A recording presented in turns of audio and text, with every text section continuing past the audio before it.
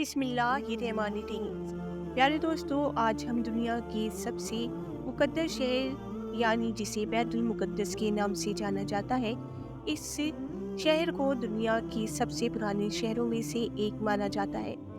اس دنیا کی تاریخ میں ابھی تک سب سے زیادہ انسانوں کی جان اسی شہر کے لیے لی گئی ہے، اور یہ کہنا بالکل بھی غلط نہیں ہوگا کہ جتنی زیادہ جنگیں اس شہر کو حاصل کرنے کے لیے لڑی گئی، شاید ہی اتہاس میں اتنی زیادہ جنگیں کسی اور شہر کے لیے لڑی گئی ہوں۔ دوستو، اس شہر کے بارے میں یہ بھی کہا جاتا ہے کہ اس شہر کا ذرہ ذرہ مقدس ہے۔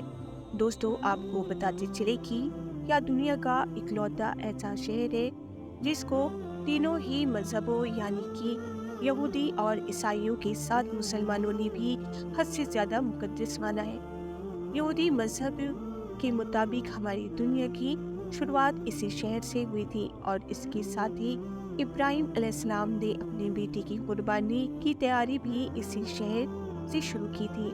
اتنا ہی نہیں، اسی شہر میں وہ دیوار موجود ہے جس کو یہودی مذہب میں سب سے زیادہ پوتر جگہ مانا جاتا ہے، یا وہ دیوار ہے جس کو ویسٹرن وال کہتے ہیں۔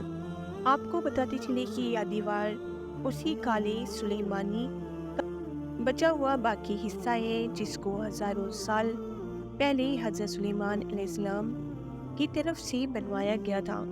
دوستو، وہی عیسائیوں کا ماننا ہے کہ اسی شہر میں حضرت عیسیٰ علیہ السلام کی پیدائش کی جگہ موجود ہے، بلکہ یہی وہ شہر تھا جہاں پر عیسیٰ علیہ السلام کو صلیب پر بھی چڑھایا گیا تھا۔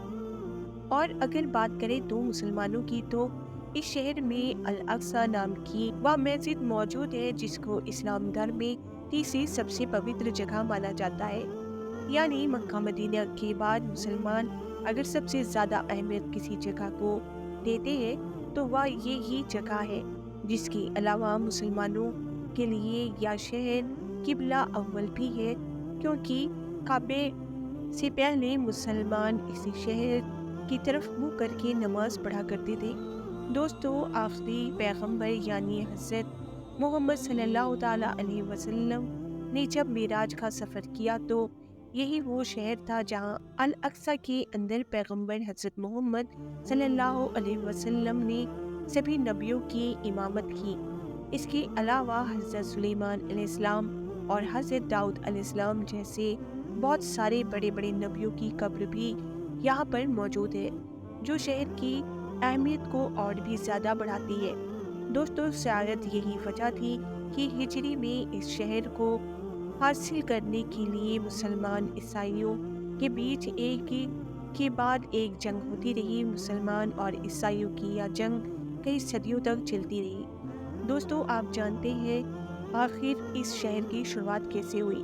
آج سے تقریباً 7,000 سال پہلے بھی اس شہر کے اندر انسانی آبادی ہوا کرتی تھی، جو اس شہر کو پرانے شہر میں سے ایک شہر بناتی ہے۔ اس شہر کو سب سے زیادہ حضرت داؤد علیہ السلام نے فتح کیا تھا۔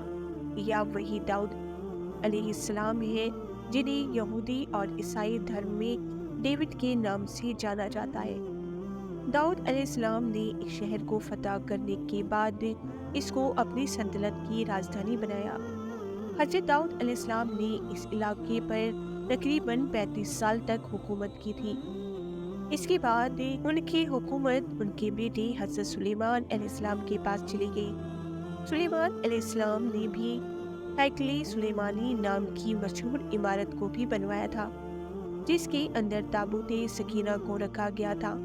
دوستو، تابوت سکینہ حد سے زیادہ خاص ہوا کرتا تھا۔ اس صندوق کے اندر پرانے گزرے ہوئے نبیوں کے تبرکات رکھے ہوئے تھے۔ دوستو، حضرت سلیمان علیہ السلام کے چلے جانے کے بعد اس شہر میں بہت سارے اتار چڑھاؤ آتے رہے۔ اس کے بعد 598 عیسوی میں یعنی حضرت عیسیٰ علیہ السلام سے بھی تقریباً 600 سال پہلے بابل کے تخت نصر نام کے ایک ظالم بادشاہ نے ان لوگوں کے اوپر حملہ کر دیا۔ یروشلم شہر پر حملہ کرنے والے بخت نصر نے نہ صرف اس شہر کو پوری طرح سے برباد کر دیا، بلکہ हजारों बनी इसराइलियों को मौत के घाट उतार दिया और इससे कहीं ज्यादा यहूदियों को गुलाम बनाकर वहाँ अपने साथ बाबुल में लेकर चला गया। शहर की तबाही में हैकले सुलेमानी नाम की मशहूर इमारत भी पूरी तरह से बर्बाद हो गई और इससे इमारत के अंदर मौजूद ताबूत सकीना नाम का वह मुकद्दस संदूक तो ऐसा गायब हुआ कि उसका पता आज तक नहीं चला। किसी को भी इसका पता नहीं चल सका। इसके बाद धीरे धीरे वक्त गुजरता गया और फिर कुछ सालों के बाद 539वीं हिजरी में ही साइरस द ग्रेट नाम के एक ईरानी और बहुत ही रहमदिल बादशाह ने उस बाबुल पर भी हमला कर दिया।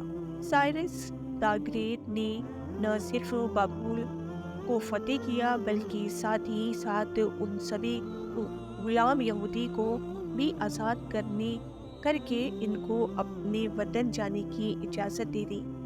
ये लोग न सिर्फ अपने वतन में वापस हुए बल्कि इन्होंने साइरस द ग्रेट की मदद से उस मशहूर इमारत को भी बनवा लिया जिसको हैकले सुलेमानी के नाम से जाना जाता था।